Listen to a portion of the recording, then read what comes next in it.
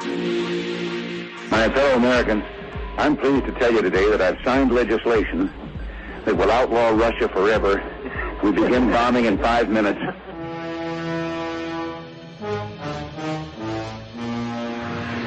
It is essential that our team learns to work with our new recruit, not against him. I'm a geek, walking down the street. Check the computer, the mainframe computer. I access the mainframe. At the end of this day, one shall stand, one shall fall. Time to find out. Welcome to Basically a Geek Show. Here are your hosts, Mike and Jack. Welcome, ladies and gentlemen. Episode 25 of Basically a Geek Show. 25. It's like episode 25, and it's got like the head of George Washington because it's a quarter. You get it, and the back of our quarter is an elk or a moose. I'm not sure which. No, it's a middle finger in a beer can.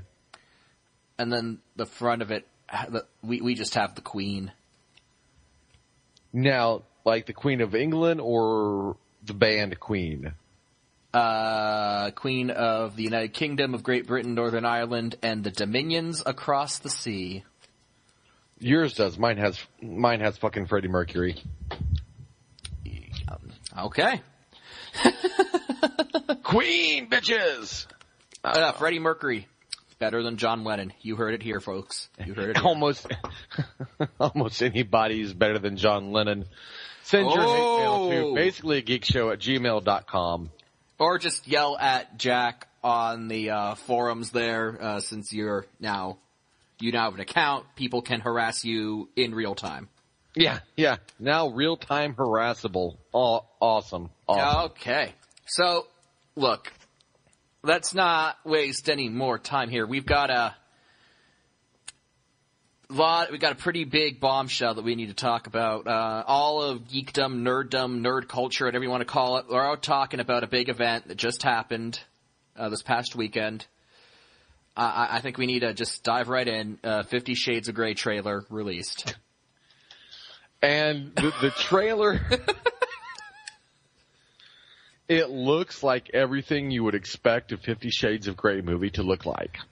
Now, I've never read 50 Shades of Grey. I've read a few excerpts here and there. As much as I could stand to read, I guess. The thing I know about 50 Shades of Grey is that it is BDSM styled Twilight fan fiction that was turned into a quote-unquote original story when the author just removed the vampire references and changed everybody's names. And for anyone who is not familiar, if you've been in a blissful vacuum over the last few years and have not heard of this, and you're sitting there and you're saying to yourself, my God, that sounds like a pile of ass, you would be absolutely correct. It's just, God damn it, middle schoolers can and have written better. 50 Shades of Grey is the most expensive toilet paper you could ever purchase. The trailer from the movie, I mean, it's this like mysterious guy with an unknown past meets a woman who seems to be unsure of herself and introduces her to the dark world of BDSM. Now, that does it the credit of making it sound sexy and maybe a bit exciting. It's not any of those things. Now, like I said, I have not read it, but a friend of ours kind of recalled various, like, lines. So he was just pulling random lines from the book. Yeah. And, I've seen kids in high school creative writing classes come up with better lines of dialogue than what was being pulled out of this book by random. This book, like, God help this movie if they're using direct translate, if they're just translating. Oh, I hope they are. Like, direct dialogue. Okay. The movie had the aesthetics, like the style of like a Lifetime original movie. That's what I thought too. Yeah, like you watch this trailer and you're like, this is what a Lifetime original movie would look like if it had a budget. And probably budget should be used in quotations. I don't know. They had a helicopter. That probably cost some money. No, they probably just fucking filmed Donald Trump flying over on a good day. That's probably what fucking happened. But, yeah. 50 Shades of Grey, that's a thing. I'm so thankful that that will be a movie that I can just pass on. Yeah, I'll watch it when I can do so for free, like on, when they air it on. Is this a future bad movie public defender? No. This is the future cinema crusade. Most likely. If they're using actual quotes from the movie, though, or from the book, there will be entertainment value in it. Just kind of one of those things where it's like, oh my god, did they just fucking say that? Did an actor actually just have to try to say the lines, whatever, with fucking conviction, with the director yelling, no, you didn't say purple-headed warrior right, Fucking no, I want to see, and I don't know if that's an actual line of the book, so don't quote me, but I'm just saying, for example. I really, thinking about this, I really kind of pissed they didn't get higher caliber actors. Could you imagine, hiring, Ian McKellen or Patrick Stewart to do this movie and having them read those lines?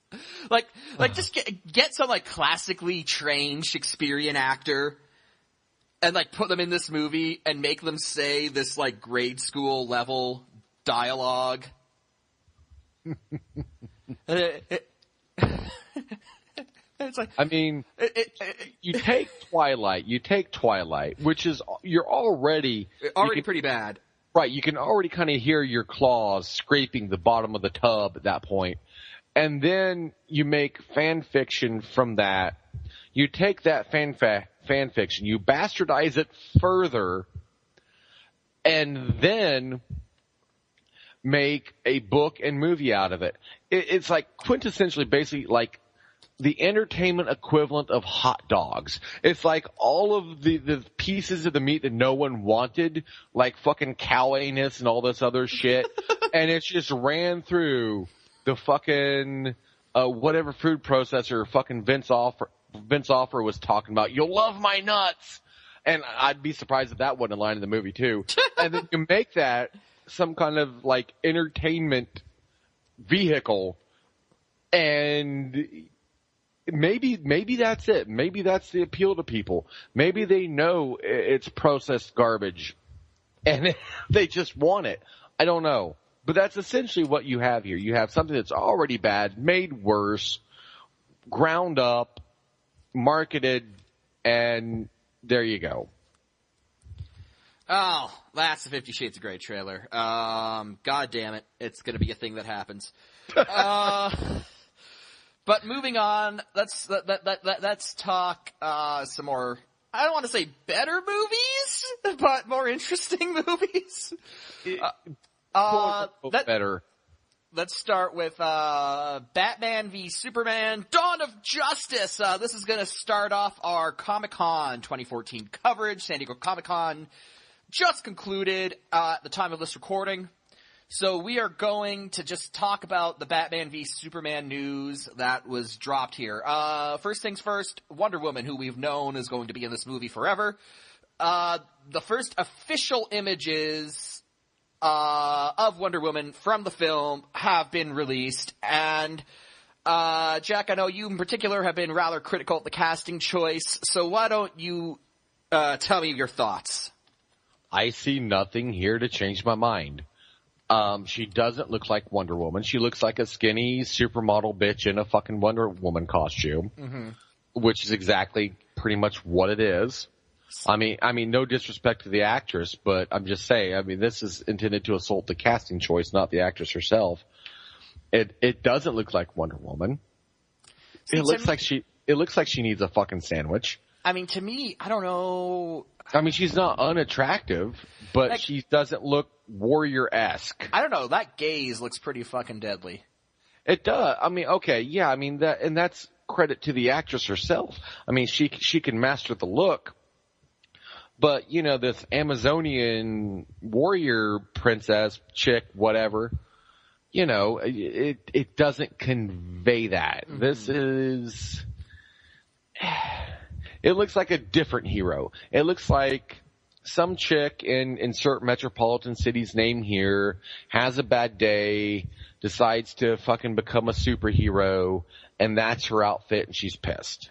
It doesn't look like Wonder Woman to me. It doesn't look like what I think of when I think of Wonder Woman. It just looks like some skinny chick in a fucking outfit. I mean, she's not unattractive, but it's not really, I hate to say it, but it's not really sexy factor that I'm really talking about here. It's, does she convey what most people think of as Wonder Woman? And I kind of got to say no. See, here's the thing. I have no basis for a live-action Wonder Woman. There has never, like, I know there was that TV show. Yeah, and that, I believe Linda that Carter, was within, I think. I think so. I mean, I believe that was within my lifetime, but that was, I mean, at most I'd have been like 1 or 2. But I never, I never saw that. Though. Right. And so I don't really know what live action Wonder Woman's supposed to look like. And you know, well, this chick, the thing is, the costume looks good. She doesn't look like she's swimming in it. She looks like she fills it out, like the costume itself. Well enough. Because it's made of like 3 pieces of fabric. I mean, it doesn't take much to fill in that. I know, but my point is that I look at this picture and I'm like, I could buy her as Wonder Woman. I mean, I don't know. I would kind of have to see the performance, and that means sitting through it. Again, I mean, look, you're going to see the movie. I mean, that's just a thing. Well, I will at some point. Yeah, you may not see it in theaters, but you will see it. Yeah, and it's, if nothing else, to see what kind of a god-awful train wreck it is. Granted, no, there is no real modern live-action reference for Wonder Woman, which you don't really need one to get it right, and yet somehow they failed. Okay, a good template would have been like, okay, Xena. All right, that kind of, you know, that would be a good modern, semi-modern equivalent to kind of what you'd be looking for. Okay, I mean, I gotcha. You know, and that's not. She looks like she looks more like a model than an Amazonian warrior. That's what I'm saying. Bottom line, she looks more like a model than an Amazonian warrior. Oh, okay. Well, that's not the only Batman v Superman news we got. There was a trailer shown. It wasn't released, but it has been a leaked version of it. And we've both watched it. We've both sort of seen the screen caps. What are your thoughts? I literally laughed out loud. Okay. It looks okay. For those who haven't seen it, I mean, the footage of it, I mean, it's obviously shot from someone's cell phone at ComicCon, which, good on you, Internet, for doing your fucking job and actually, you know, getting footage of it. So kudos to that, at least, you know. As for the trailer itself, it's you go in and there's Batman doing Batman things. The first thing you see is like the Batman symbol, and it looks god awful. They're using the big bloated one from the Dark Knight Returns comic book series. Yeah, I mean, to me, I'm not familiar with that comic series. To me, it reminded me of like the Adam West Batman logo a little bit. Well, basically what they did was they kind of took that Batman logo for that comic series, and then they just sort of stretched it out. They bloated it up a bit. And you know how we talked about how Ben Affleck's Batman outfit has those like short nubby ears? Yeah. That is another thing from that. Batman's got short, you know, nubby ears in the Dark Knight Returns comic book series. So it seems as if they're using that series as a visual reference for Batman in this movie. Well, we'll put that in the list of other mistakes that they've made. But, I mean, this Batman logo just looks kind of retarded, I guess. Mm-hmm. You know, you're seeing that, I'm immediately laughing, like, what the fuck? Mm-hmm. You know, where's Adam West and fucking Robin? And I think the Nolan take on the Batman symbol was quite good, but then again, I think the Nolan films were like the perfect Batman movie, and like I don't think they're perfect. I don't think that at all, but they're a far cry from this shit. And, you know, I take that. I've had my problems with the Nolan. I loved Batman Begins. Batman Begins was awesome. The other two I had problems with. But we've discussed that before. We won't bring that in right now. But, yeah, I mean, so I see that, and then you see Superman, and his eyes are glowing like this fucking evil, hateful red. What the fuck? Oh, Superman's got laser vision. Right, he's got laser vision, but like in the way that it was portrayed, it was very ominous, very, you know. Well, I think they're trying to get across the idea like those two are going to fight, and the whole idea is people want to see them fight, so you put that in the trailer, then people say, I can't wait to see them fight, and then they buy tickets to the movie. Well, no, I mean, I get it. I get what they're doing. I'm just saying that it looks stupid. And it kind of puts forth an image, you know, people bitched and had a wah-wah fit over Superman snapping Zod's neck. Mm-hmm. And this is kind of like along that same lines like Superman at this point. I mean, he's not even killing a bad guy, which I have no issues with whatsoever. He's just looking plain old fucking ominous. And then you see Batman, and his motherfucking eyes are glowing too. Well, okay, so Superman has laser visions. Okay, so his eyes glow. Batman? What the fuck? His eyes are glowing? Well, if you take a look at the screenshots from it, it's clear that Batman in this trailer is not wearing his standard Batman outfit. He's kind of got like, he's not wearing a mask so much as he's wearing like a helmet, and he's got kind of an armored look, so maybe this is the armor that Batman wears to quote-unquote power up to fight Superman. You're reaching really hard on that. I'm not reaching. He is wearing armor. Like, if you look at the still, that's not... I know. I know. I mean, I get what you're saying. It just sounds kind of like, I don't know. Well, I can tell you why they did it. I'll tell you why they did it. Because one of the most popular iterations of Batman is the animated series. Yeah, and I liked it as well. And in the Batman animated series, Batman was illustrated with blank white eyes whenever Bruce put on the costume. Right. And now, obviously, that's an animation thing, and when you just do an adaptation of it, you can't, a live-action adaptation, you can't do that because you're dealing with like a real person who's wearing a mask. Right. And you can't take the artistic liberties that you can in animation. So that the Batman with the solid white eyes thing has been something that has never been duplicated in live action. And I see this as sort of the attempt to capture that look. Like, well, we can't just give him white eyes, because when we put the Batman costume on Ben Affleck, you know, his eyes won't be solid white. So how can we justify giving him, like, glowing white eyes? Well, what if he's wearing, like, a helmet, and he's got, like, the eyes are like a visor or something, and they glow white? And that's what they did. I mean, okay, if that's what they have in fact done, then I get where they're coming from. But you take that trailer, you take that picture of Wonder Woman, and what this movie seems to be shaping up to be, at least in its very alpha stage, pre-alpha even, is very overly stylized. Like hyperbolically stylized, where you had the Nolan trilogy, which is very gritty, down to earth, realistic. Well, the whole point was to create Batman in the real world with those movies. Right, and I know this movie is going for something else, and I guess they're taking their gamble on it being such a contrast stylistically to the Nolan movies that it will be something different and received well because of it. But then again, you're also... This movie started out as kind of the quote-unquote sequel, successor, what have you, to Man of Steel. But yet even that, in this case, it's not stylistically, it's not even keeping in line with that. Because Man of Steel even took that real world kind of approach in as much as one possibly can with Superman, you know, and they try to keep it real, dog. But it's, they had that kind of same, they gave it the Dark Knight treatment, which is all the rage these days.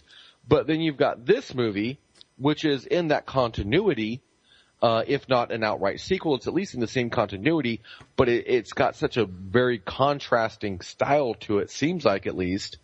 And you got to be consistent. That's one thing the Nolan movies did right. I mean, they stayed consistent with their style, with their, you know, how they did things in that depiction of Gotham. And this here, though, this is different. They're doing a 180. They're going with like some kind of directly trying to translate, you know, comic book and animation into a live action movie. And I won't even go into all the instances in the past in which that's failed miserably. We'll just say that it's not even being consistent with itself in that respect. I was going to touch on the fact that between the images of Wonder Woman and this trailer, I get the feeling that this movie wants to take the DC animated universe that began with Batman the Animated Series, continued with Superman the Animated Series, and then continued on with the Green Lantern animated stuff and the Wonder Woman animated stuff and the Justice League stuff. That whole animated continuity that Bruce Timm sort of spearheaded for Warner Brothers and became immensely popular and profitable. I get the feeling that this is trying to take that style, at least visually, and apply it in live action. And I don't know if it's going to be a success or not. I'm interested in seeing it. I'm interested to seeing how well they succeed in that, and I'm interested to see what it looks like if they do succeed. I just don't know if it's going to be successful. As you mentioned, trying to directly translate an animated aesthetic into live action has been disastrous. You know, you defended Speed Racer, but without getting into whether or not that crossed any lines, I think you can at least agree that the over-stylized look of that movie was controversial. I could see where it would be off-putting to some, yes. And so, I guess my feelings here are, you know, there's a lot of room for error here. And, as someone who loved the Nolan movies, as someone who really likes the Nolan, Batman aesthetic, I like Batman the Animated Series too, but I like Batman the Animated Series as a cartoon show, and I like the Nolan Batman films as Batman movies, as live-action Batman movies, and I don't think trying to take the animated series into the realm of live action, which is what this movie seems to be doing, at least from what we've seen so far. Yeah. It's kind of like, okay, you know how you explained to me about James Bond, where they went from how they fucked up kind of by going from Roger Moore to Timothy Dalton. Yeah, they went from very campy, they went from very campy Roger Moore, and then almost immediately they went to super cold-hearted Timothy Dalton. Right, and that's kind of what I'm saying right here, except the opposite. They went from a realistic approach to, you know, a very stylized comic book animated approach. Within the same continuity even.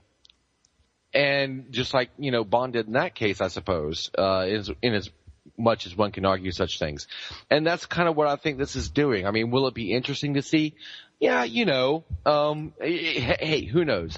Maybe they'll pull it off. I just think they're kind of, again, I mean, that particular style that they are striving for, I mean, that does appeal to me. You know, I have liked a lot of movies that have done that. And, you know, so I get it. It kind of has almost this Sin City 300-ish look to it, kind of. Well, it is Zack image Snyder. The image of Wonder Woman especially looked very 300-ish as Zack Snyder. Right. No, I mean, I get it. I get it. And, you know, maybe it'll be cool. I you know, Sin City was cool. The Spirit sucked ass. Well, that was that's on Frank Miller. Right. No, I know. But Yeah, we'll see. Maybe it'll be good. Maybe they'll pull it off. I don't know. I just kind of like, and it's kind of making me step back a bit. Alright, that's Batman v Superman Dawn of Justice. Let's move on. This really wasn't so much a Comic-Con reveal, but it was a DC reveal that occurred around the time that Comic-Con was sort of finishing up. So, Arrow. Live action adaptation of DC's, The Green Arrow comic book character. It's been on TV for 2 seasons. Third season's starting this fall. Season 3 preview launched recently. And Ra's al Ghul has been announced as, in this trailer, at the end of it, they reveal that Raz is going to be the villain of Arrow. So, my first thoughts on that were, wow, the Nolan trilogy really was everything Ra's al Ghul needed to be popular again, because no one gave a shit about him until he became pretty much the main enemy of the Nolan trilogy. And now, Arrow decides to kind of use him for season 3 of their show. So, you saw the same trailer that I did, Jack. What were your thoughts? Because I've actually got something I've got some not so kind things to say about it, but I want to get your opinion first before I kind of go into that. To quote you, as you say on so many things, it looks like goddamn amateur hour. Okay, now let me preface this by saying I have not watched the show. I don't really care to watch it. Time constraints. I only have so many hours in a week to fucking do shit, and watching the show is not something I'd really care to do. Let's face it, Green Arrow, like Hawkeye, his superpower is being really good with a form of weaponry that's been outdated since the High Middle Ages. Right. And this is not even so much Hello bullets, it's arrows. You win. I'm going to put this into 2 parts. I'm going to say what I think of what I've seen of the show in general, both from this trailer and from, previews I've seen. And I think once I sat and watched like 10 minutes of it or something like that. Mm-hmm. And I'm going to say, why I don't watch it. And then I'm going to say how I think this pertains to the reveal of Ra's al Ghul as the season 3 antagonist. Mm-hmm. First off, I think this show is, as I said, goddamn amateur hour. It looks like fucking cosplay. It looks like fucking cosplayers with a few more dollars than your average cosplayers would have. Well, it is. And they're CW. Filming their fucking shit. Well, it is CW. Exactly. It's everything you would think fucking CW would churn out. And it looks like, they show the, oh god, it looked like the props are just crap. The costumes are crap. Real Walmart shit here going on. I know exactly what you're talking about, and I can't really think of the proper adjective to use in this situation. But I thought the same thing when I saw Smallville, which was a WB production. And for those who are perhaps unaware, WB and UPN, 2 kind of bottom rung networks merged together to form the CW, and every attempt at a superhero or sci-fi show that has been on the WB, UPN, or CW, they have the exact same aesthetic problem that Jack just described. The props, the props aren't like painted cardboard and duct tape bad, but the sets and the props, it's hard to describe, but they just look cheap. Yeah. Yeah, and everything about this looked cheap to me. Mm-hmm. And now, in translating this as to how it pertains to Ra's al Ghul, I think, okay, so that they want to take the big head honcho from the Nolan trilogy, and they want to make him the big bad in season 3. while they may be intending this to help their show, and I'm sure, of course, they are, I think, and this is going to sound kind of elitist of me, and I'm even saying this is not the biggest fan of the Nolan trilogy in the world, they're kind of cheapening the character by putting him in this fucking show. Now, my original thought when I saw this, and this just goes to show how far Liam Neeson's stock has dropped. Wow, they got Liam Neeson? Of course, Neeson played Ra's al Ghul from the Nolan trilogy, and I was thinking, Liam Neeson, he was a Battleship, man. Yeah. Maybe they thought, well, we'll do Ra's al Ghul like those Nolan films. Well, who can we get to play him? Let's just get Liam Neeson. And he was like, okay. Yeah. Yeah, and at that point it'd be like, one step away from Liam Neeson doing fucking Payday Advance commercials. When they were about to turn off my lights, I called 1-800-CASH the fuck now, and they gave me cash right the fuck now. So, I mean, and I will put out there for any fans of this show, I'm not trying to step on your toes. I'm not trying to piss in your Wheaties. I admit my opinion on this show is very uninformed. I'm coming at this from kind of a virgin-eyed standpoint, and I'm just simply saying why I do not watch this show, why nothing in this trailer whatsoever is going to change my mind on that, and take that for what you will. I don't care one way or the other. Now I do like Ra's al Ghul. Maybe it's just a thing because my favorite comic book superhero is Iron Man. Iron Man's arch nemesis and my favorite comic book supervillain is the Mandarin. And the Mandarin and I've always kind of viewed Ra's al Ghul as sort of DC's Mandarin in a way, because they both kind of occupy the same character space in my mind, kind of the Eastern terrorist kind of ideal. And so I've always liked Raz. Unlike a lot of comic book fans, I don't draw the line in the sand. We're like, oh, it's the other company. No. I have my stated preferences, but even though I would consider myself a Marvel fan first and foremost, I'd still say Batman's better than a lot of what Marvel has on hand. So I like Batman, and I like Ra's al Ghul. And I was very happy to see Ra's al Ghul be the primary focus of Batman Begins, and then to kind of see his influence continue to be exerted over the Nolan trilogy, the rest of the Nolan trilogy. I was like, yes, people are finally recognizing that Ra's al Ghul is a cool villain. And then and look what you got, so your wish came true. Well, there's that, but okay. I've seen half of season 1 of Arrow, because here's the thing about Arrow. Yeah, I ragged on him earlier about the bow and arrow thing, and about, God damn it, some guy with a pea shooter is better armed than you. But, the fact of the matter is that I do have sort of I like the story of Robin Hood. I have a taste for fantasy literature and fantasy storytelling and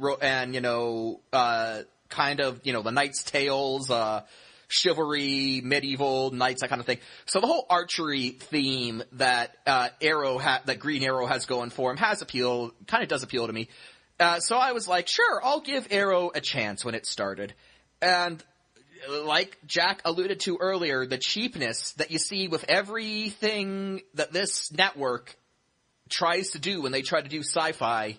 Now, the point being that everything I saw looked that cheap, and after half of the first season, I said, this just feels like a CW. This feels exactly what I would expect a superhero show in the CW to look like, and I stopped watching. Now, I will say this for CW. I do really like, Supernatural was at one point a really good series. Is that the one with vampires? No, that was Sanctuary. Never mind. Yeah, no, it's vampires. It's everything. It's like two brothers basically do the X-Files thing with more kind of an edge to it. Oh, see, because there's a great show like that. It's called The X-Files, and it's pretty nifty. Well, no, I mean, I guess in this sense, it's more like a private paranormal investigator. I don't know really how to describe it. So what, like if the FBI finally got sick of Mulder's crap and he just decided to go out on his own? Right, yeah. And then brought his brother Larry in to help him. Yeah, it's these two brothers, and their father was into this kind of thing, and then he dies. He's killed by a demon, and then they decide to, take up the family business more or less. And they kind of go into it, and it's just kind of everything that stems from there. And it goes into it has a bit of kind of a Constantine-esque kind of a feel to it too, because you have this whole stop the apocalypse thing. You've got hell and heaven and the whole thing in between. So there's a lot of shit going on in that show. My only issue with that one is that it's kind of gone on past where it should have. It's kind of jumped the shark. Well, so did X-Files when they brought in, the T-1000 to replace. Yeah, but I mean, so I'll say, most of the CW shows I've seen have been ass, except Supernatural, which is really good when it has its moments. On the whole, I mean, it was pretty good, at least for the first 6 seasons, in my opinion. The latter seasons, I've watched a little bit of them here and there, but it's just kind of like not the same anymore. And it's kind of just like, whatever. So that's my thought on that. Point being, I gave Arrow a shot, and it had the same feeling of cheapness that I got from Smallville, which I got from Buffy the Vampire Slayer. Anytime the CW or its ancestral networks, anytime they tried to do sci-fi, just didn't really pan out. But my larger point here is that when I watched this trailer, I got a Batman Begins feeling. And not just in the fact that Ra's al Ghul is the villain. I got the whole feeling because they show him and he's what's his name? The Green Arrow. I just blanked on his name. I think it's Quinn. Green Arrow. Oliver Queen. Yeah, okay. Blah. Don't know how I could have forgot that. Just blanked. Oliver Queen. And they in this trailer, they show Oliver Queen, and he's like, I was away in China. And then they show him kind of running through a Chinese market. And then they cut to the end, where they finally reveal Ra's al Ghul. And, Oliver Queen's like, Ra's al Ghul knows I'm alive. And they're like, yes, and he wants to kill you. And so I thought, this is the fucking plot to Batman Begins. Bruce Wayne, Batman Begins, goes to China, has adventures in China, meets Ra's al Ghul. They have a falling out. Bruce goes back to Gotham. And now Raz has returned to kill him. And you could basically just substitute Bruce Wayne, Batman, with Oliver Queen, Green Arrow. And that's the story this trailer's telling. So it seems to me as if the Batman Begins influence didn't just stop with using Ra's al Ghul as the villain. It went into, let's just rip off the plot to Batman Begins, and then we'll stretch it over the length of a television series. Because fuck it. Why not? And is it me, or is it... Now, I don't recall exactly if this was shown in the trailer or not, but it was a thought I had while watching the trailer. Mm-hmm. When the dude's running through fucking China and everything... all these fucking these foot chase scenes in China, they all look the same no matter what show or movie you're in.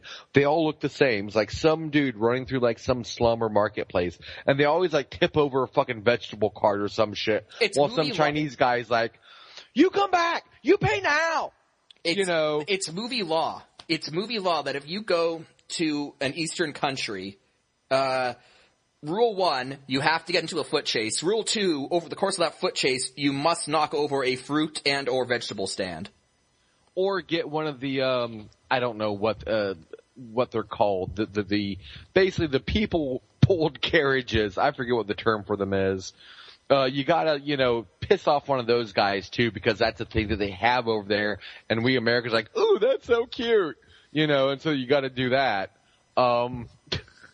Yeah, I'm just like, wow. Yeah. Rickshaw, that's what it is. Rickshaw, yes. Rickshaw, yes. But yeah. Yeah, I got a very Batman Begins feeling, and I've seen a lot of people say, "Oh, see, that trailer looks pretty good." I'm like, yeah, because Batman Begins was a good movie.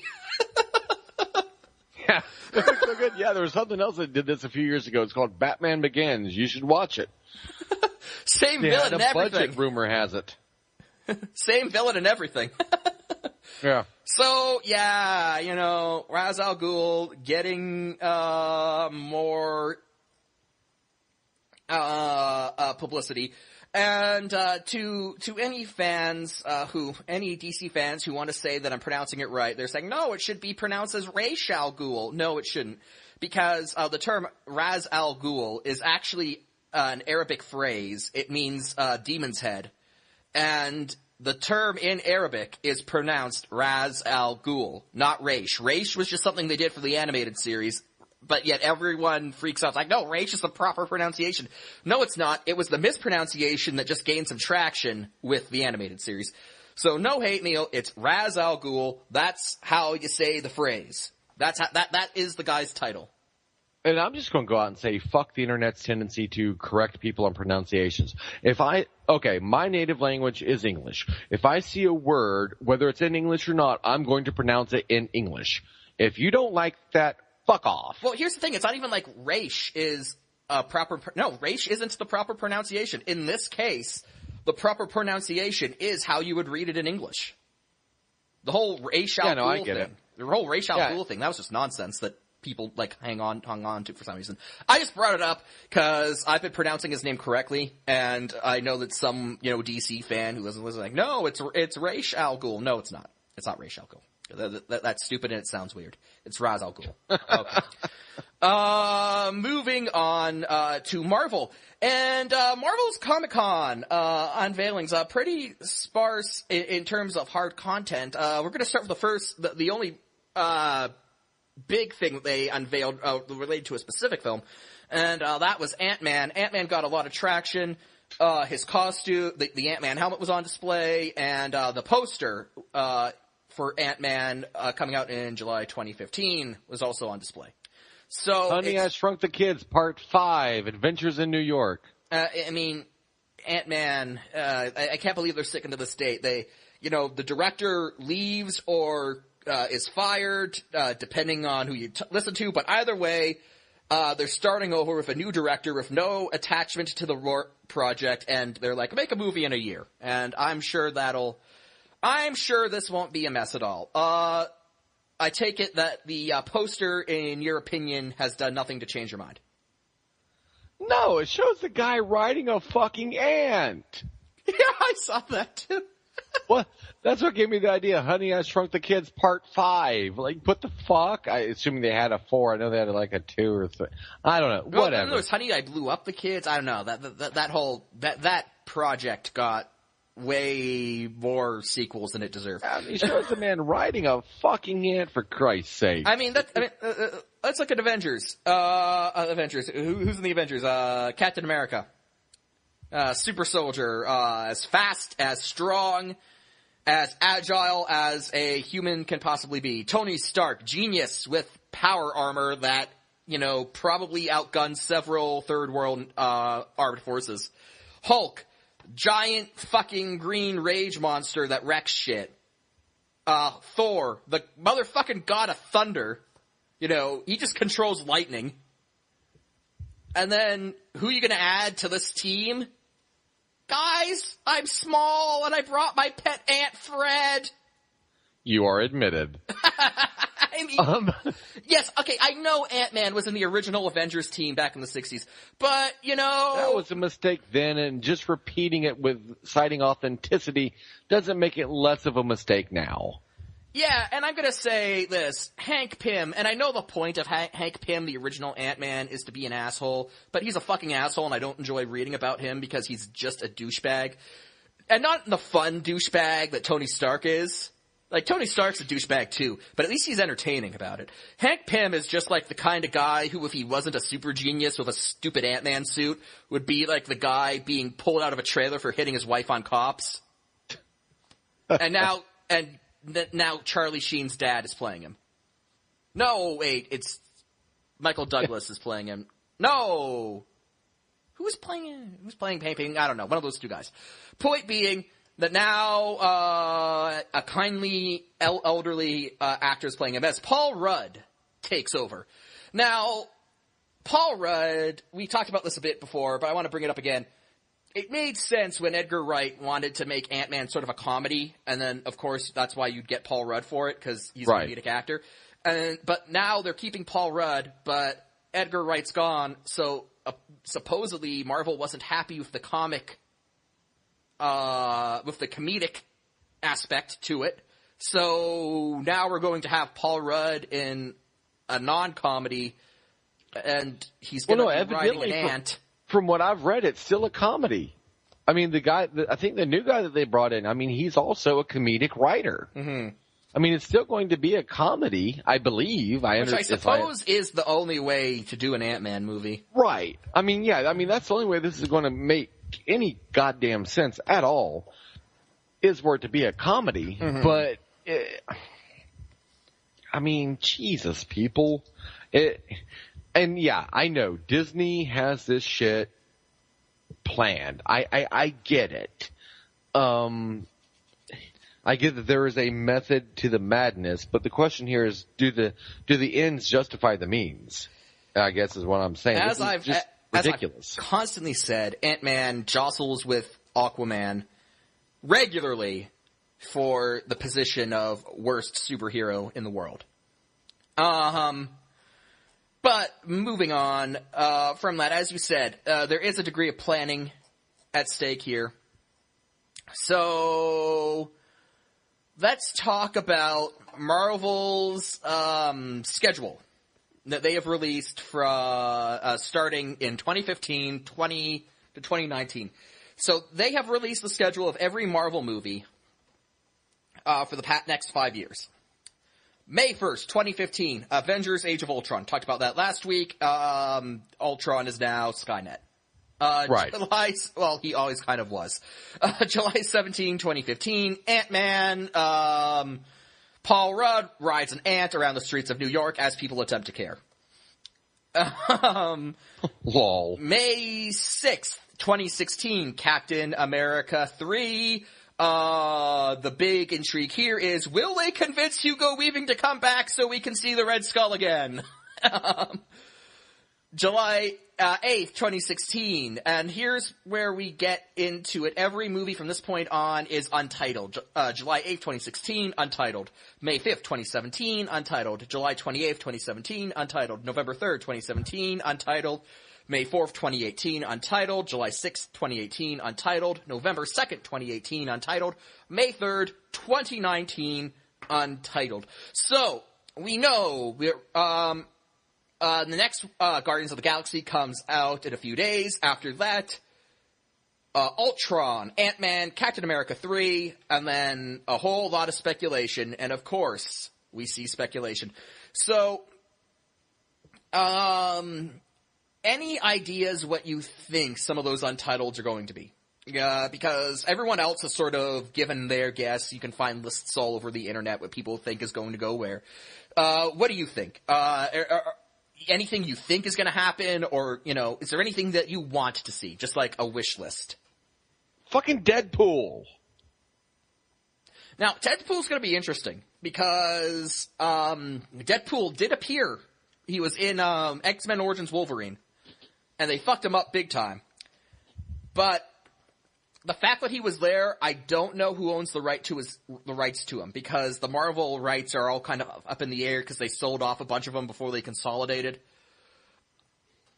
Yeah, I don't know if Deadpool's rights are exclusively with Fox, then a Deadpool movie that fits into the Marvel Cinematic Universe is probably unlikely. I would like to see the Mandarin done correctly. So Iron Man 4. Yeah, either Iron Man 4 or here's a thought. Let's have Avengers 4 or, bump Thanos from 3 and have the Mandarin be the villain. Which, before you say that's not going to happen, I get it. But I'm just saying what I would like to see. Apparently Robert Downey Jr., who is an Iron Man fan, pitched the Mandarin as the villain for the first Avengers, and then they said, no, we're doing Loki, so then we got Loki 2. Right. Now we have Thor 2, which is Loki 3. Do you think we're going to see a Thor 3 over this? I mean, I have to think they will. The Thor movies always sort of they're never the cream of the crop, but at the same time they make a lot of money and people do seem to like them. In my opinion, the first and the second Thor movies, they're both adequate superhero movies that did what they had to do well enough. So I see no reason why there won't be a third one, especially if they're going to have Thor continue to be in the Avengers. You sort of need to keep him in the public consciousness between Avengers movies. Yeah, I would like to see, I'm not going to say I'd like to see a Thor 3. I think there will be a Thor 3, and I'm not adverse to it. I just don't want it to be Loki 4. It will be. I'm just saying. Oh, yeah, I'm sure it probably will be. I would like, of course, Deadpool. I would like to see the Mandarin be done correctly. I'd like to see another fucking Punisher movie. Done correctly. What's Thomas Jane up to these days? Yeah, exactly. You know, I mean, he was recently in an HBO original series called Hung, in which he plays a male prostitute. So, I mean, he definitely still has the physique for the role, as evidenced in that show. He could do Punisher again.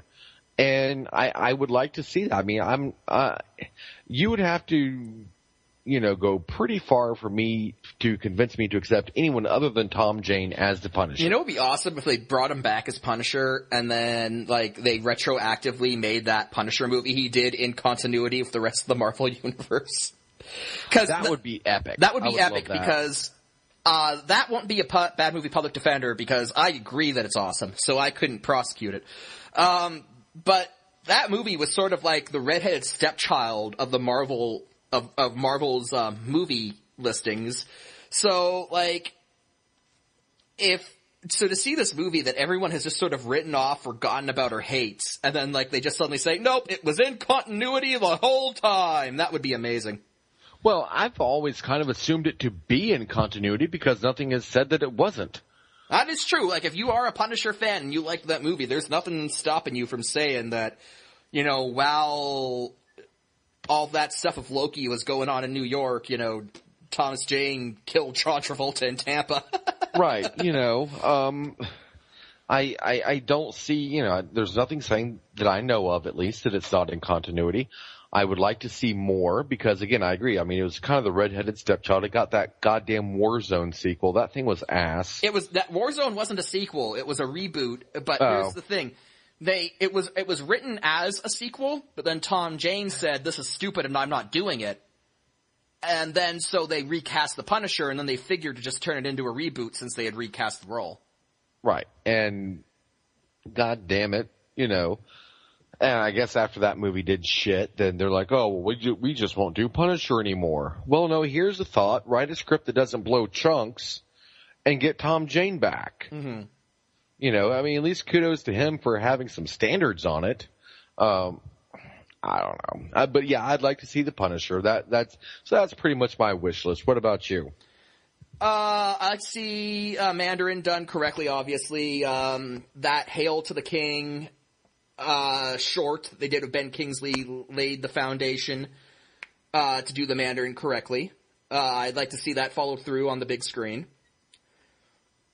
I'd like to see, honestly, a Hulk movie with Mark Ruffalo, the guy who plays him in the Avengers.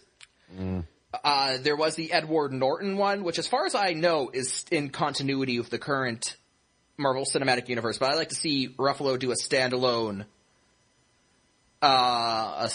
Hulk movie.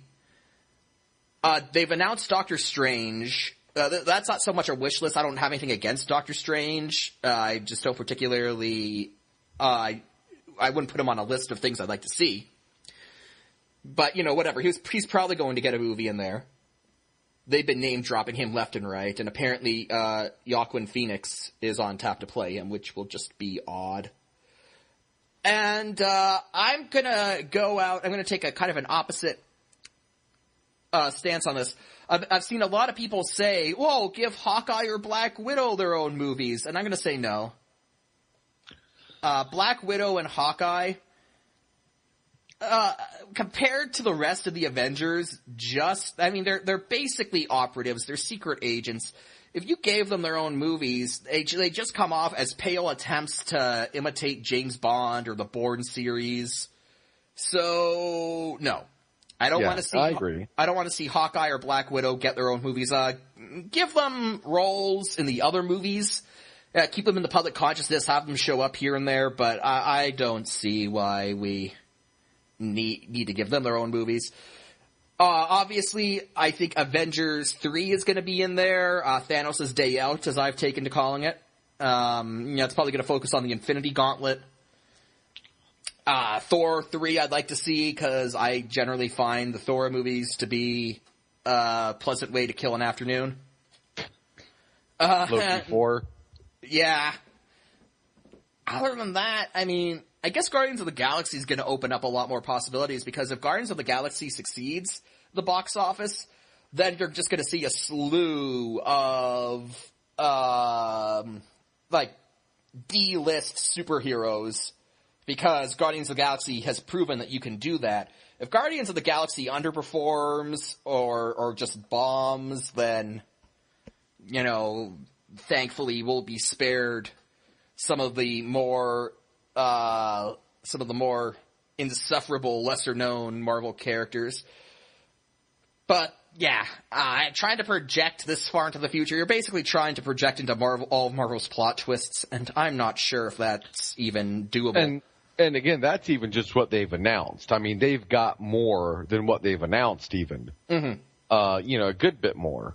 But, again, at that point, they're probably not even sure. And we know that, and we know they have more than this announced. We have sources. We have, we're not out of the loop. Well, we are, but we're not.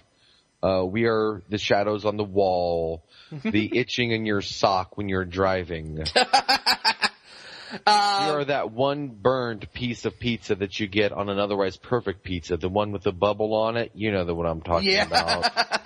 We're that. Point being, we can say beyond simple speculation that the list that they revealed is not everything they have planned. Yeah, no, that much we can say, yeah. And that is our attempt to make the show sound important. Moving on. Yeah. That's really all it was when it comes to Marvel. Ant-Man, whole list of movies coming up that has fueled speculation. Apparently Vision is going to be in Avengers Age of Ultron. Vision will be voiced by... He's a robot, too, like Ultron. But Vision will be voiced by Paul Bentley, who is, of course, the voice of Jarvis, Tony Stark's robotic butler. So there is the discussion about whether or not Vision and Jarvis are going to be, if Vision is an upgraded form of Jarvis in the Marvel Cinematic Universe. Who knows? Right now, the only confirmation that Vision is going to be in it is in a background image of some mural that they've been releasing piecemeal. I'm not exactly going to hold my breath on that or delve into wild speculation based off of a casting choice and a barely discernible picture. So, moving on. Let's move out of the realm of comic books and into the realm of something even more ridiculous, Power Rangers. And I say that as someone who likes Power Rangers, so let's not get on the hate train. Send your hate to Jack. He irrationally hates Joy. Fuck Power Rangers. Anyway, Robert Orci, one of the writers for the first two Transformers live-action movies, one of the writers for the two rebooted Star Trek movies. He is involved in the new Power Rangers movie that we talked about some months back. And he's rumored to be involved in the idea for a new Star Trek series. Yes. But Orsi, on Power Rangers, they asked him, how's he going to deal... they asked him if the movie's going to tie in with the ongoing continuity of the show, which has more or less been unobstructed since the original show. Since season 1 of Mighty Morphin Power Rangers. Some seasons are more standalone than others, but there has been a continuous continuity through the 21-year history of Power Rangers. So, when the movie was announced, the assumption that everyone made was that it was going to be a reboot of Mighty Morphin Power Rangers. According to this interview from Robert Orsi, that might not be the case. According to Robert Orsi, when asked about it, he said, and this is a quote, "One of the first things we did was learn and read. That is Saban, the company that owns Power Rangers, have 600 pages of research that they have on their own stuff. We read through the synopsis of everything they did, and we were actually trying to take into account quite a bit of the canon in a real way. We're not just leave it behind reboot. Saban cares very much about that. There is something that Haim Saban created. I had to go to his house personally and tell him, listen, I'm your man. I'm not going to ruin your franchise. And he said, it's very important to me because kids around the world know who the Power Rangers are. So you can't just come in here and walk all over it. It better be consistent with what we've been doing. And I said, yes, sir. IGN, who was conducting this interview, followed that up saying, oh, so this does exist within the continuity of the television show. Orsi, it's got a continuity within that world. I can't tell you how so, but it does have a continuity with it. That makes me think it might be something along the lines like TF4 was. Kind of like... a reboot that's not a reboot? Yeah, like ignoring it, but not being outside of it. Probably something like that, I would guess. Something that gives the fans the ability to say, okay, well, this happens along with the other shit, but yet there's nothing in the movie perhaps to indicate that it is, or maybe something so small and unobtrusive as to not be offensive to those who are just like, oh my god, you know. That's probably I say this as someone who's a fan of Mighty Morphin Power Rangers. I wouldn't care if they just did a straight-up reboot. Like, look, guys, Mighty Morphin Power Rangers is fun, but it's not gonna... It doesn't work in a live-action sense. I mean, God, they tried. Dear God, did they try, and it was and it was terrible. And in terms of not upsetting kids, I mean... kids don't know the concept of a fucking reboot. They're just like, oh, Power Rangers, robots, fighting. Right, I mean, as long as you visually make them recognizable as Power Rangers, to some degree or another, I mean, kids aren't gonna care. Talked about the possibilities of cameos from the original Mighty Morphin Power Rangers cast. Robert Orsi said, of course, that's something we want to rely on Saban to tell us. They have a lot of internal knowledge of their franchise, and we're just learning that now. So basically, he's saying, yeah, they'd like to have cameos from the original cast, and how that ties in with some kind of ongoing continuity, we don't know. I thought this was interesting, because this went from... this is going to be a reboot of Mighty Morphin Power Rangers, fresh reboot. And now it's, well, no, it's going to be in continuity. They say he does say, Robert Orsi does say that he's not sharing how it's going to be in continuity, so who knows? But it's definitely made the conversation more interesting. Alternate universes, alternate timelines, or even if it's just as you said, Jack, Transformers 4, a Transformers 4-esque reboot where they keep it in continuity but just jump so many years in the future that they can essentially start fresh without rebooting it. Yeah. But yeah, that is the news on Power Rangers. It is what little we have going forward. But we'll keep everyone posted on that as news develops. Moving on, something that is related to Power Rangers, at least conceptually. I call it Power Rangers' grandfather, Godzilla. Because I think we can all agree Power Rangers would not exist if Godzilla didn't invent the kaiju genre. You saved yourself from me coming to Canada and bludgeoning you to death. Hey, I'm just saying, there is a clear, I guess you could say, family connection between Godzilla and Power Rangers in terms of these genres. Yeah, I mean, Godzilla, pretty much brought about the whole kaiju thing. So yeah, I mean, I get it. Now, but yeah. Now, kind of going off this, there was a brief thing at ComicCon dealing with Godzilla. As we reported back when Godzilla, the current rebooted Godzilla series debuted, it did surprisingly well at the box office, and they greenlit a sequel. And then they greenlit a trilogy. Indeed. They released two sequels, actually.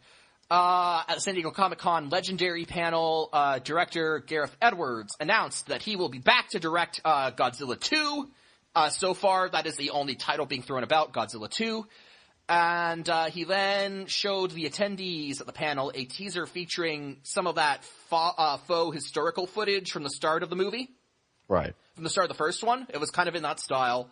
Had a JFK voiceover that revealed there were more threats out there. And the names of creatures flashing on the screen included Mothra, Rodan, and my second favorite kaiju enemy of Godzilla after Mechagodzilla, the mighty King Ghidorah. Which is really, when I heard this, I was pretty fucking floored. I did not think they'd be doing Rodan. I did not think they'd be doing Mothra. Just because they'd had a flying kaiju in the last movie, and it kind of very much had a little bit of this Rodan vibe. Yeah. It also had some elements of Mothra kind of in there too. But honestly, I think they could have called they could have called one of the Mutos Rodan, and I think people would have accepted it as an updated Rodan. Yeah, I wouldn't go that far, but. So yeah, I mean, I was pretty surprised by that. I was kind of almost expecting them to just continue the course, stay the course, and not have, besides Godzilla, any other Toho kaiju and continue developing original.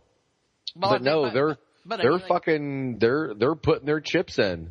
But I have to ask, what would make you think that? I'd have to think that if you have the rights to use Godzilla, obviously you have a very good working relationship with Toho.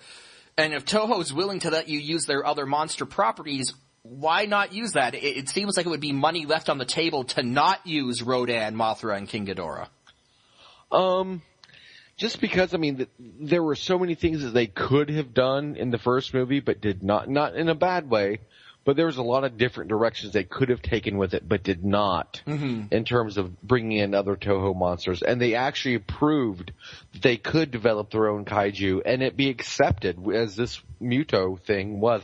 I still think a better name would have worked a lot better, but well, whatever. The thing about Muto, though, is that the Muto wasn't its proper name, really. Right. That was just like a designation. It was like something... terrestrial organism, I don't know. Whatever. It was an acronym, is what we're saying. Point being that, moving on. So yeah, I was kind of surprised, not what I thought they would have done, but I was in a good way, I think that's really cool. I've actually spent some time just kind of thinking over in my mind what I would expect their versions of these monsters to look like. Rodan, I'm thinking probably a pretty standard, like a gritty, realistic, pterodactyl-esque thing. Mothra, again, the same thing. Fucking moth, whatever. It's a rainbow moth. I'm not sure how. I could kind of see them not doing the rainbow thing with it. To me, that's iconic Mothra, though. I don't know. Yeah, I don't know. King Ghidorah would probably...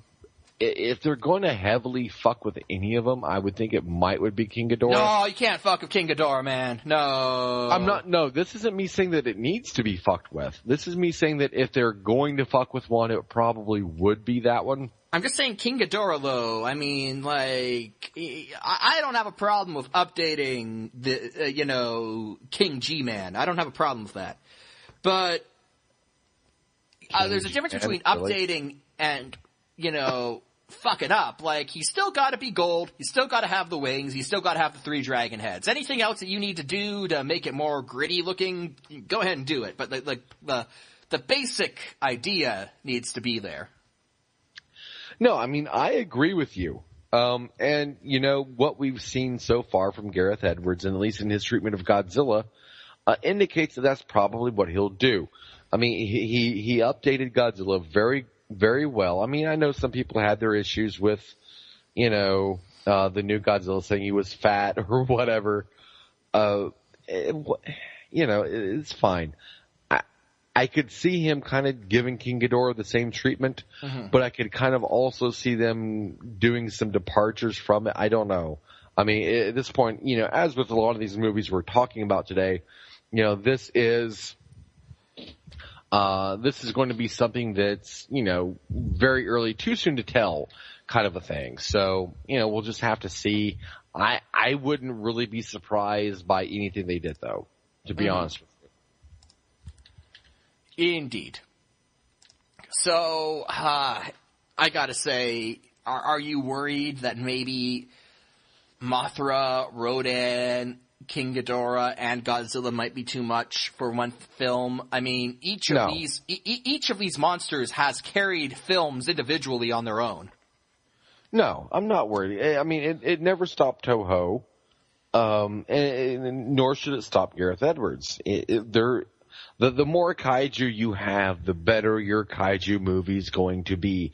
It's not like a Marvel movie or a DC movie. It's not like some of these superhero movies we're seeing where each one of these have to have, their own character development and all this other shit. These are monsters. You can get away without doing that. Mm-hmm. So the more you throw in, the better it is. Okay. This is a completely different beast from, your Marvel and DC superhero wankathons. Because you don't have to develop all these individual plot lines necessarily. You can just simply say, hey, these guys popped up here, there, and there due to this, that, and the other thing, and oh my God, they're fighting. Let them fight. Exactly. So, that's really all you need to do. I look forward to King Ghidorah, because King Ghidorah fucking rocks, man. King Ghidorah. So that's the Godzilla news.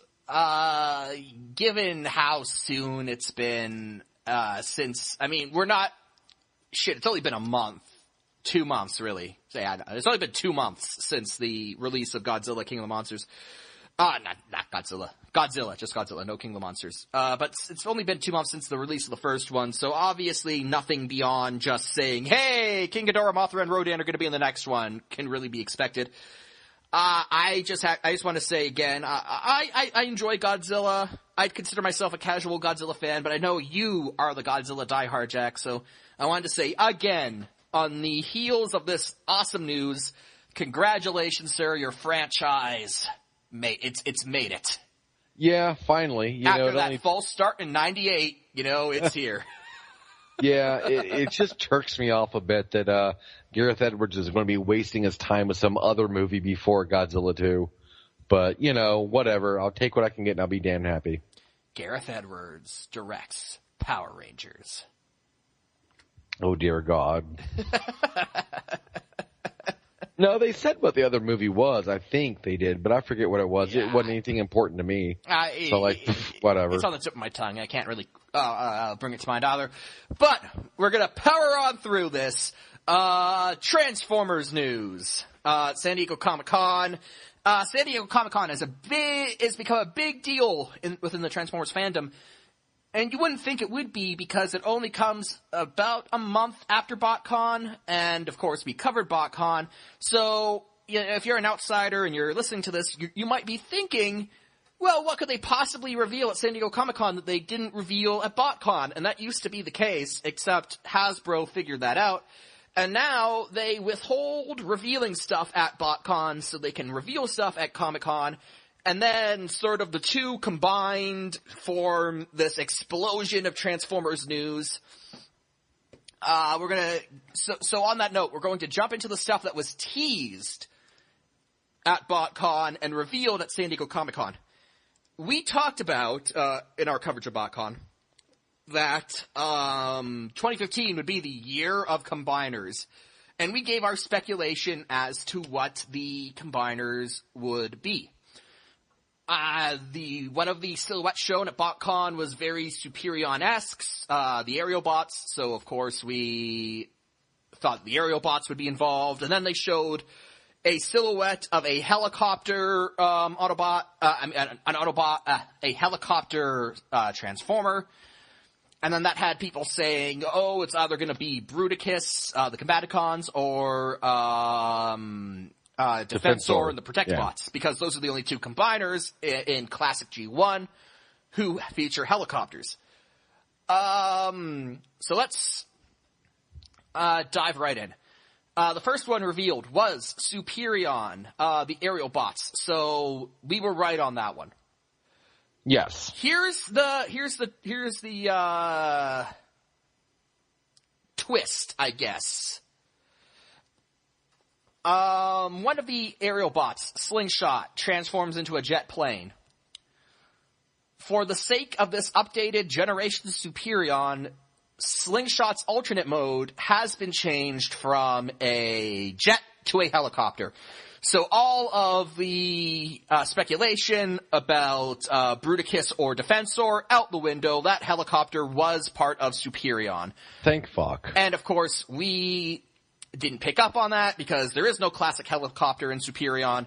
But now, I guess Slingshot had himself an identity crisis and was like, I get lost in the shuffle among all the jets. I'm gonna stand out and be my own me, and then became a helicopter. So, I want to ask you, right off the bat, Jack, does including a helicopter in the aerial bots scream of betrayal? I don't really give a shit. I'm just glad it's not fucking Defensor. I really don't. I mean, you know, they're aerial. They're not jet bots. They're aerial bots. Last I checked, helicopters are in the air. Mm-hmm. So, I mean, you know, it's whatever. It's all good. What do you think about Superion in general?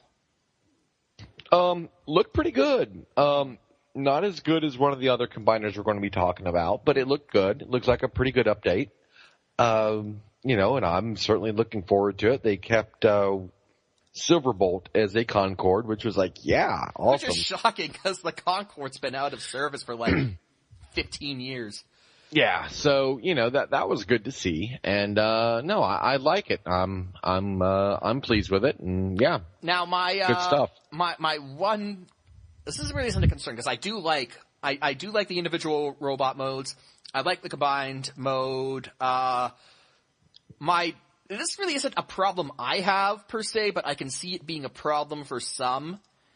The original aerial bots, being G1 toys, were very simple. Very simple in design. You basically folded the jet part onto the back of the robot and then unfurled the jet's undercarriage into a robot form. Right. And as a result, you basically... as far as Transformers go, they're nobody's favorite because it's not like the jet becomes a robot. It's the jet folds away and then the robot folds out. Right. And they faithfully kind of recreated that, obviously using modern toy engineering so that the toys have more articulation, more detail, and they do look very good. But it's still keeping that basic fold the plane onto the robot's back transformation. And I could see that rubbing some people the wrong way, saying, you know, it's 2014, these are going to come out in 2015. But then again, if they tried to reinvent the way the aerial bots looked at that point, they kind of stopped being the aerial bots. So I can kind of see both sides to that argument, but that is something that stuck out to me. I thought someone's going to complain about this. I have no issue with it. I think it was the right way to go with it. I mean, they're updated enough to look like they've been updated somewhat. They're true enough to their G1 selves to be, you know, obviously a G1 kind of homage, throwback, whatever. And, you know, if you're looking for the aerial bots, then, as you said, to kind of remove that would be, I don't know, a bit weird. Mm-hmm. It might have involved, you know, making changes that otherwise wouldn't needed to have been made. I don't think anything suffers. You know, these toys were good enough back then. If something is good, to me, it's good. You know, what is good does not change. If it's good enough for then, it's good enough for now. Mm-hmm. Indeed. I mean, I know people are like, but whatever. Shut the fuck up. Just buy the damn toys. Now, they're awesome. Now, let's move on to the second combiner revealed, Generations. Drumroll, please. Menasor the Stunticons. Fucking finally.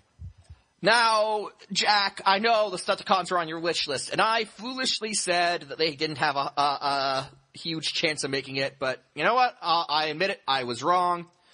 We're seeing the Stunticons, and congratulations, sir. I know you're a fan of these guys, and even though I was wrong, I can at least get an updated breakdown toy, so, you know, that makes it easier.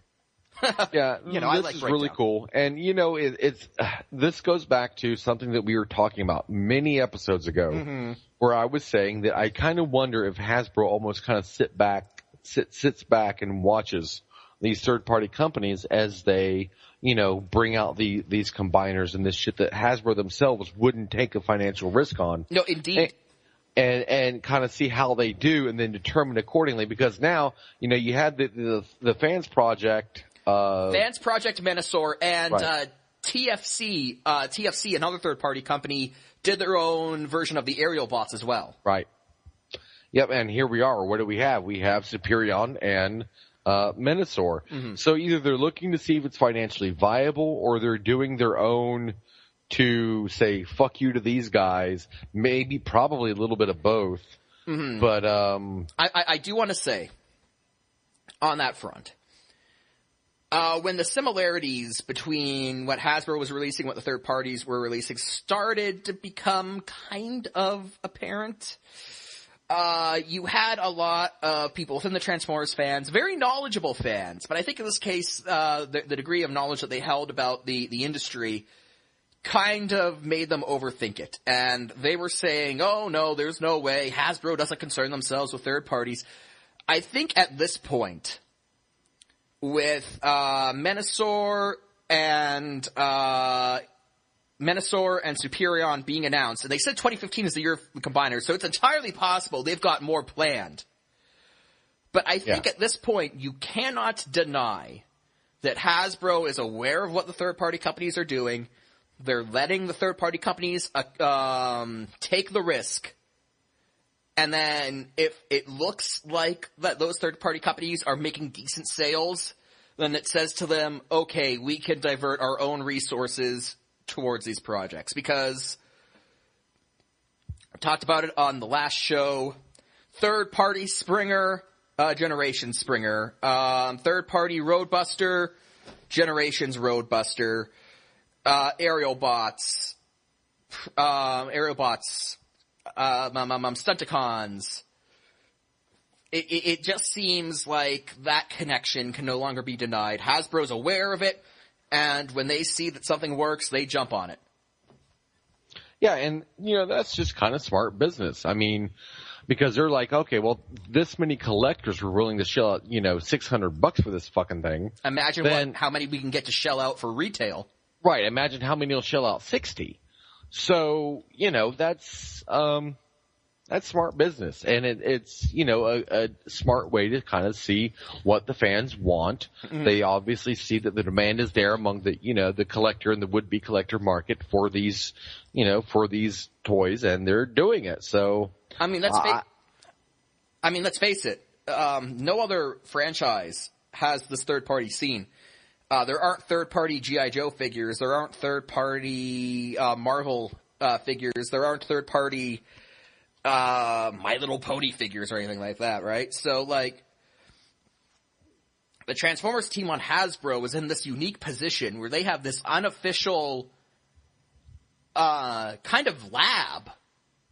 Right. That they could see, they kind of observe, and they could see what works and what doesn't, and then they can say, well, that works. No other team on any other franchise has this. There are no unofficial third-party Star Wars toys or DC toys, but Transformers, there's the third-party Transformers scene, and we're seeing kind of the results of that.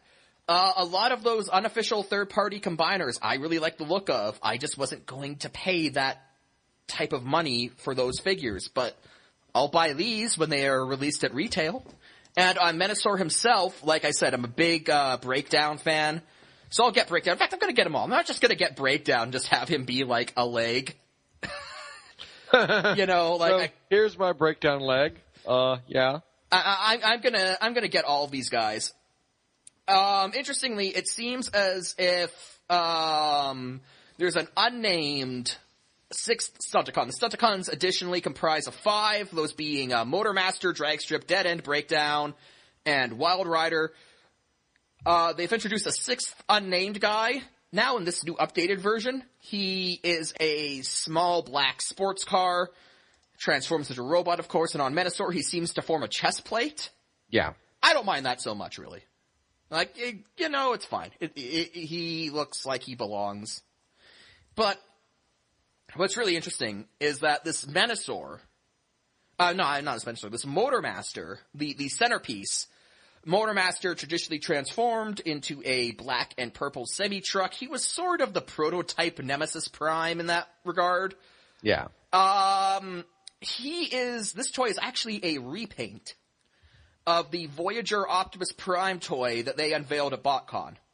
So this means, and they show that you can do this in the slideshow, at Hasbro slideshow at San Diego ComicCon, that if you buy that Voyager Optimus Prime that's coming out, you can use that as the centerpiece for the aerial bots and kind of create this weird Superion with Optimus Prime in the middle.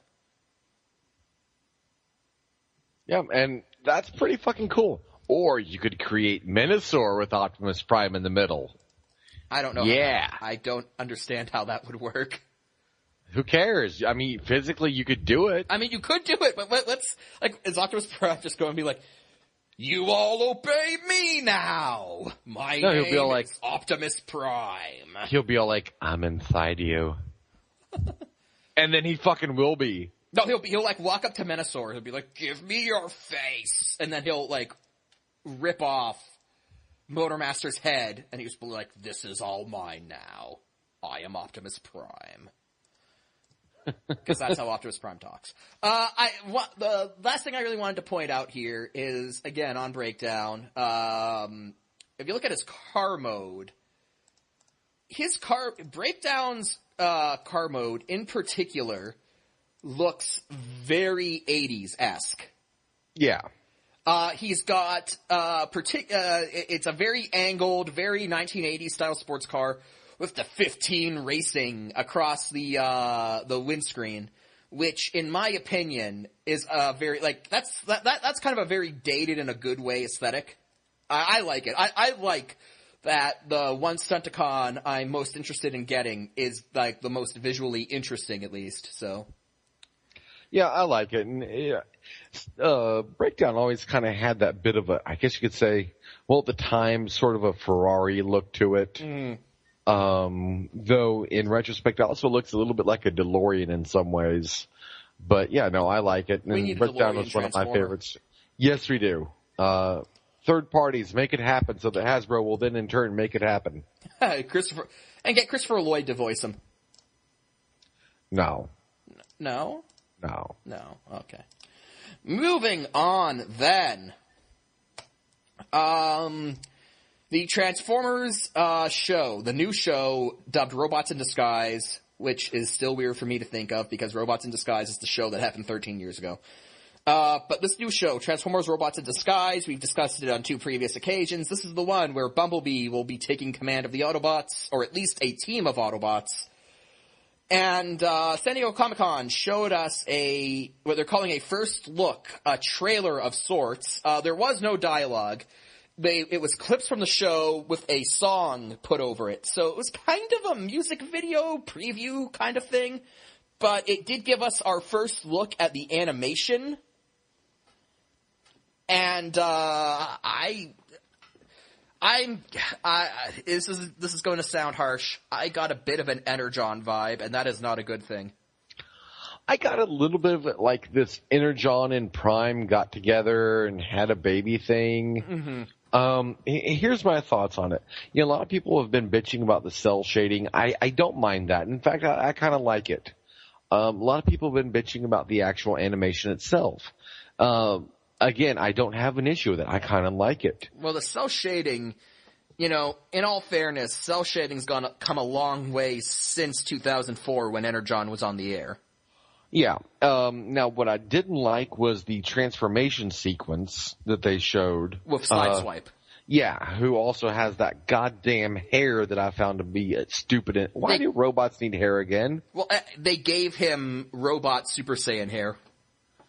I mean, like, seriously, is this something we need? Like, to appeal to the kids with the rad haircuts and the...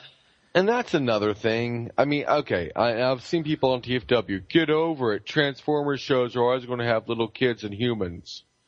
Okay, no, I'm not going to get over it, and you shut your goddamn fucking mouth. Because do we really need it? I don't have a problem necessarily with as with anything else, the human characters in a Transformers show are simply a commodity. And how well they play is solely in the hands of the writers.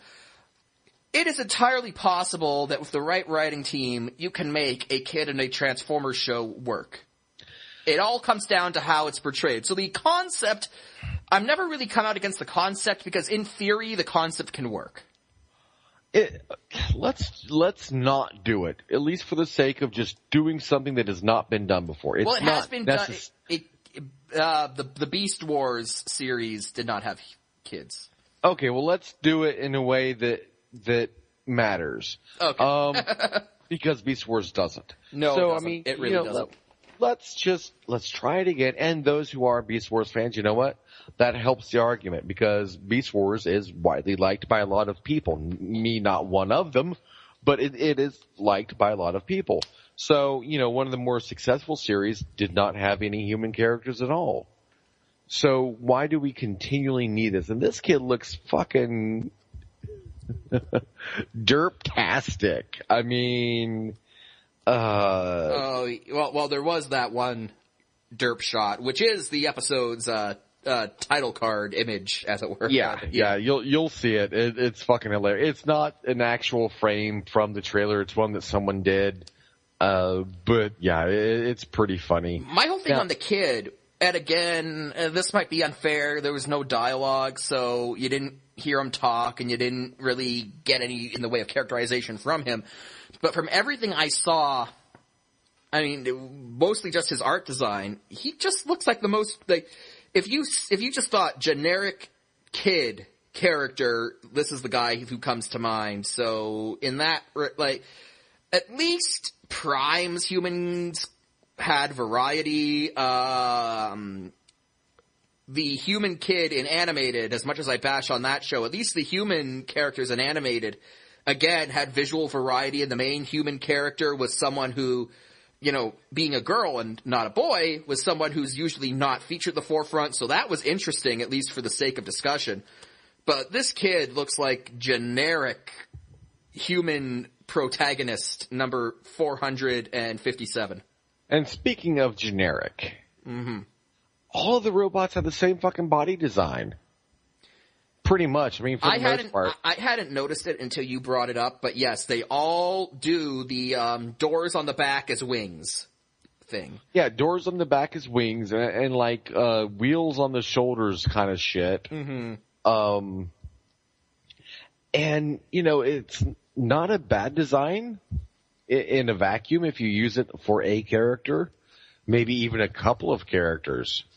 Mm-hmm. But for all of them, I mean, Watch the fucking trailers. See if you can find one robot that does not have that fucking wings on the back design. I actually did find one, but it doesn't help your case because it doesn't help. Well, it helps your case. It doesn't help the case against it, being that the one that didn't have it was the Minicon. So the only robot who doesn't have that design is the one who doesn't turn into a car. Right. So otherwise, I'm sure they would have found a way to tack door wings onto him. And this is one of those things where, it doesn't, I don't see how they can not, how someone can not mention this when they're designing these things. Why is anyone saying, hey, these all look a little bit kind of samey. Let's vary up the robot designs a little bit here. Let's get rid of some of these wings or some shit. And no one said this. No one, this was not noticed when they were in the conceptual design stages for any of this shit. Mm-hmm. Now, I'm also curious about what you didn't like about the sideswipe transformation scene. It looked really dated. It looked really, I don't know. That's the part that to me screamed Energon. Because it did, yeah. Energon being made at the heyday of robotic Western targeted anime in the early 2000s, liberal use of stock footage for transformations where the background would disappear and then you'd have like Optimus Prime against a field of speed lines. And he'd be like, Optimus Prime, transform! And then, it would show you step by step how he transformed against, like, this field of speed lines. And that's basically what Sideswipe does in this trailer. So, I hope that's not gonna be a thing, because in Energon, it got very tiring every time someone transformed to have to go through that same stock sequence. I really hope that doesn't happen here. Yeah, and if they do, I'm probably just not going to fucking watch this at all. Or wait until someone does an abridged version, which would probably be a lot more interesting. Right, exactly. God, we need a good Transformers abridged version. Dr. Smooth is the closest thing we have. Yeah, that would be a really good thing to see, but if they're going to do this fucking shit for every robot, every transformation, or even some of them for just transformations that occur in every episode. No.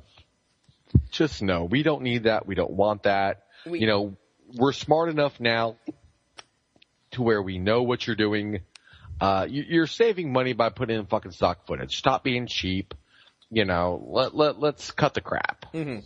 Now, this trailer seems to reinforce the notion that Optimus Prime is dead, because his Jedi ghost spirit points Bumblebee in the direction of Earth. And that's all the Optimus Prime we get in this. So Optimus Prime seems to be dead. Bumblebee's place in the world really isn't established, so we don't know if he's just the leader of a band of Autobots or if he's the Autobot Supreme Commander. Again, I'm hoping that Ultra Magnus is in charge and Bumblebee is just sort of Invader Zim. Or Ultra Magnus just sends him to Earth to get him out of the way. That would be nice. Maybe Prime's all like, go here. You can do less damage if you just stay out of the way. I am Optimus Prime. And, if that's what it is, then, awesome. But I really don't care. I mean, in one way, watching this trailer made me feel better about the series, and also in watching it, it made me feel worse about it because of the samey robot designs, the fucking speed line slow mo fucking transformation sequence, and the stupid, retarded, unnecessary looking kid. Which the kid being the least offensive. I mean, I'm accustomed to seeing these fucking brats in these shows. And I say brats because normally they just get in the way and like, hi, I'm a human kid and I'm going to be annoying but somehow useful. And we're all going to learn a lesson. Shut the fuck up. And yeah, no, before you say, oh, it's a show made for kids, shut your goddamn mouth. Yeah, I get it. But I get it. Kids, you know what attracts kids? Giant robots fighting. Right, exactly. And that's been the crux of my argument the entire time. You don't need these quote-unquote relatable human characters in your fucking Transformers show. You just don't. I mean, giant robots blowing things up, that's what kids like. You don't need, hey, I can relate to him. No.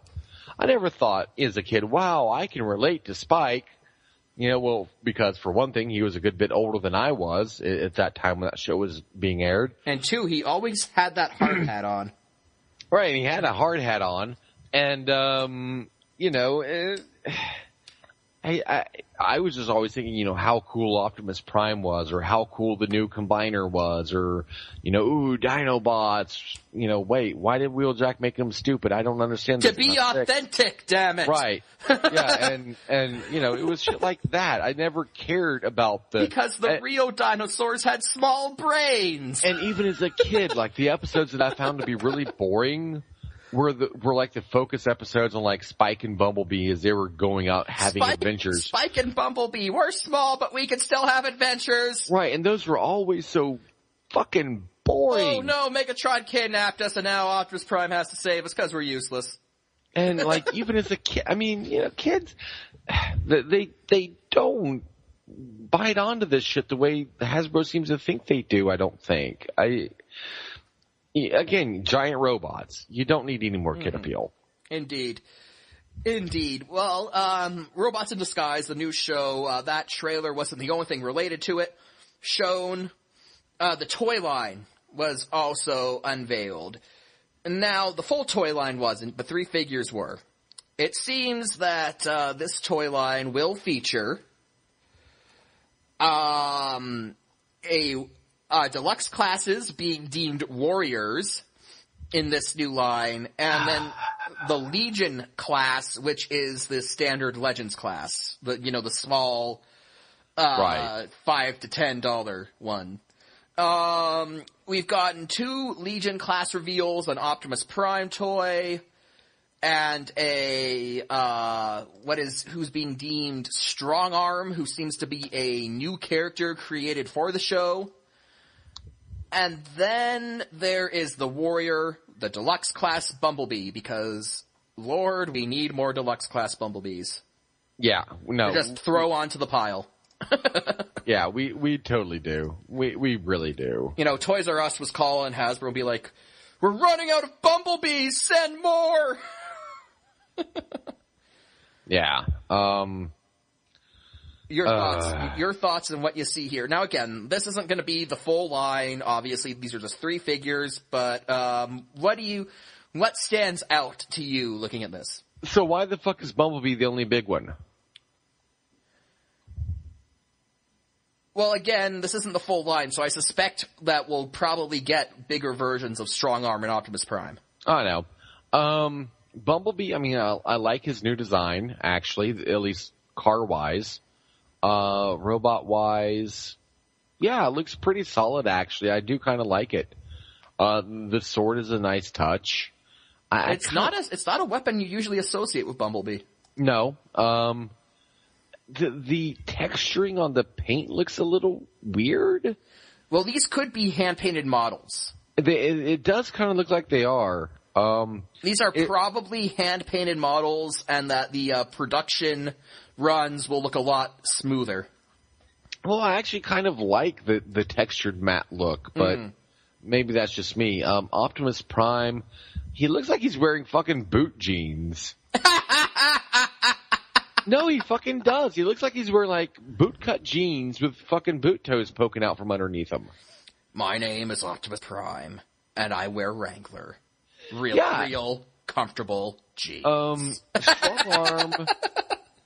Strong Arm, I mean, she looks kind of like just your generic truck bot, I guess. Mm-hmm. They kind of got, like, the samurai thing going on her head, which is kind of Do you think she's related to movie Drift? Maybe. Possibly. Or you could just buy Strong Arm and movie Drift and have your very small samurai-themed Transformers collection. But, the first thing that stands out in my mind is that simple faction symbols seem to have been done away with in favor of this new logo. Almost like a that they were seal pushing. kind of a thing. Yeah, in the trailer for Transformers Robots in Disguise, it ended with the show's logo, which is the new Transformers Impact fonted logo that they rolled out for Age of Extinction. And they had the Autobot logo placed in this sort of round seal, this round mechanical seal sort of, kind of like a manhole cover almost. But in the show, everyone's just wearing standard Autobot or Decepticon emblems.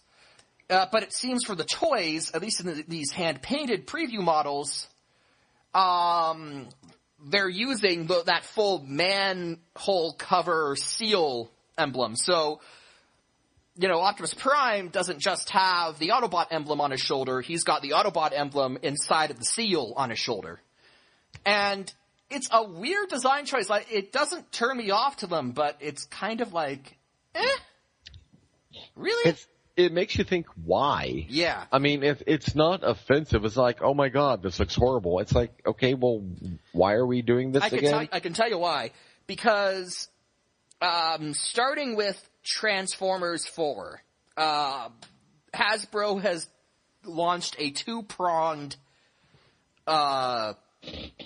branding initiative. The current media toys will be aimed at kids.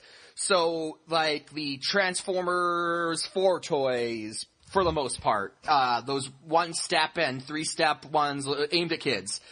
And then when Transformers 4 dies down, then they're gonna bring in, Robots in Disguise. And it will be aimed at kids. Generations will be aimed at collectors and older fans.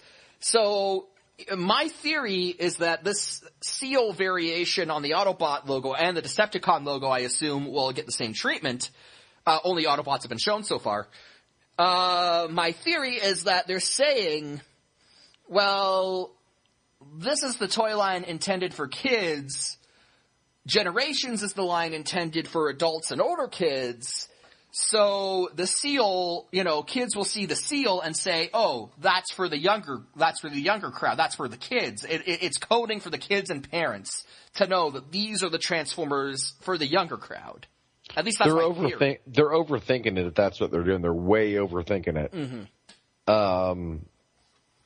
I mean, you should be able to. You can pretty much tell by the design of the fucking things, who they're meant for. Now, actually, again, with this Bumblebee, and I hate to say good things about a Bumblebee, but I do really like it. It looks cool. It looks kind of like, in terms of his transformation, it looks like it wouldn't be too hard, but not, too, one pump chump retardedly easy either. Now, they are coming out with 1-step transformation changers for Prime, but they look like a mix of new molds and repaints from the Dark of the Moon 1-step transformation Age of Extinction 1-step transformation figures. Right. Those are staying around. I'm not a fan of them. I don't buy them. I don't have any plans to buy them, but I suspect that they're doing well enough to continue justify keeping them around in the new RID line. And, Bumblebee looks fine. I'm not a fan of Bumblebee's head design. I think you could use some G1-style horns to just make him look more Bumblebee-esque. I don't know. I think those wouldn't work on this. I do like the head sculpt. So I didn't even like the horns on G1 Bumblebee. They never really kind of made sense to me. It's like, you have all these other Autobots, and even on Decepticon side, and there was a certain kind of a format to the head designs. With Wheeljack being kind of an exception. He was always kind of like, whoa, what? He had his own thing going on.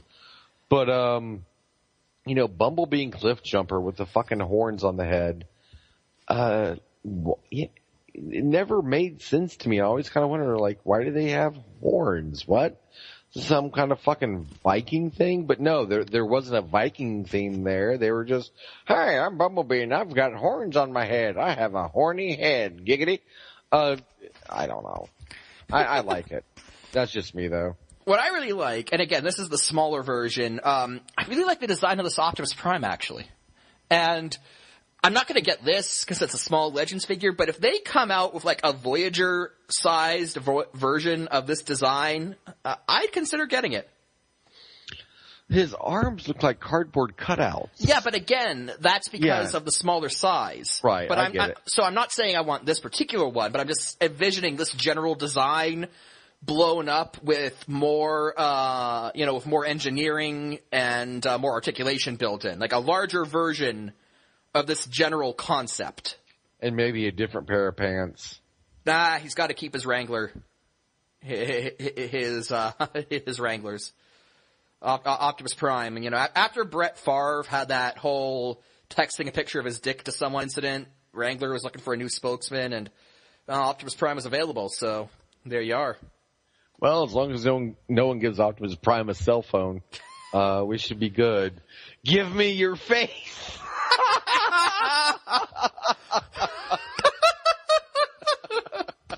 God. Oh, no! God. Well, on that note, I think we've exhausted the bounds of decency. The bounds of decency and the robots in disguise discussion. With that, our San Diego ComicCon discussion comes to a close.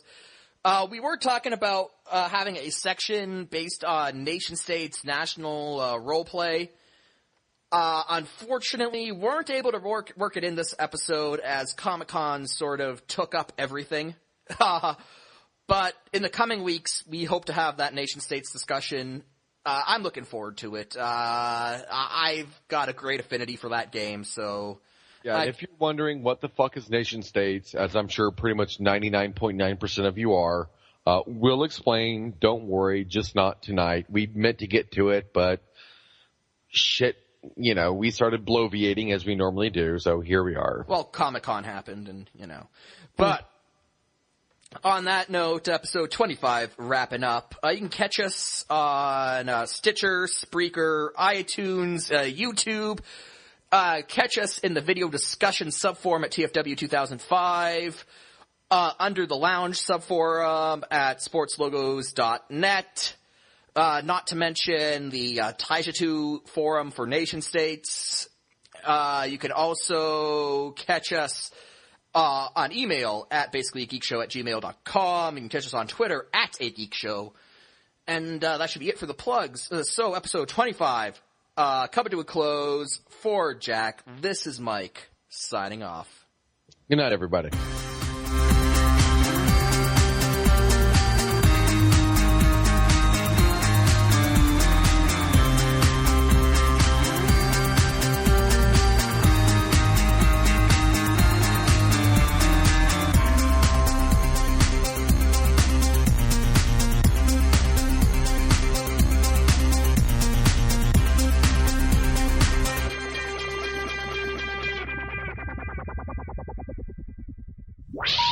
Please hang up and try again.